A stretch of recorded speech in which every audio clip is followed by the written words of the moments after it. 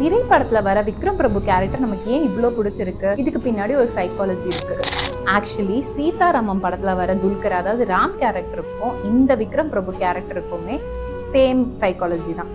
அதாவது ஆல்ட்ருவிசம் அப்படின்னா நமக்கு என்ன கிடைக்கும் அப்படின்றத யோசிக்காம மற்றவங்களோட நல்லதுக்காக, அவங்களோட ஹாப்பினஸ்க்காக நம்ம பண்ணக்கூடிய சின்ன சின்ன விஷயங்கள் தான் ஆல்ட்ருவிசம் யார் பண்ணுவாங்க அப்படின்னு பார்த்தீங்கன்னா, அவங்க லைஃபே ரொம்ப கிராட்டிடியூடாக ஃபீல் பண்ணுறது, நான் என் லைஃப்பை நல்லா தான் வாழ்றேன் அப்படின்ற ஒரு ஃபீலிங் இருக்கவங்க இந்த ஆல்ட்ருவிசம் பிஹேவியர் நிறையா பண்ணுவாங்க. இந்த சாமி எனக்கு எதுவும் கஷ்டம் கொடுத்ததில்ல, நான் எதுக்கு போய் அவங்கள தொந்தரவு பண்ணிக்கிட்டேன். ஆல்ட்ருவிசம்ல நீங்கள் பண்ணக்கூடிய சின்ன உதவியாக இருந்தால் கூட அது ரிசீவருக்கு ஒரு பெரிய ஹெல்ப்பாக இருக்கும்.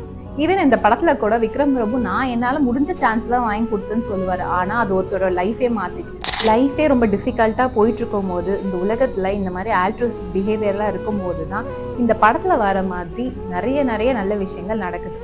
ஸோ முடிஞ்ச அளவுக்கு நம்மளும் ஆல்ட்ருவிஸ்டிக்காக இருக்க கிராட்டிடியூட் ஃபீலிங்கை வளர்க்கலாம்.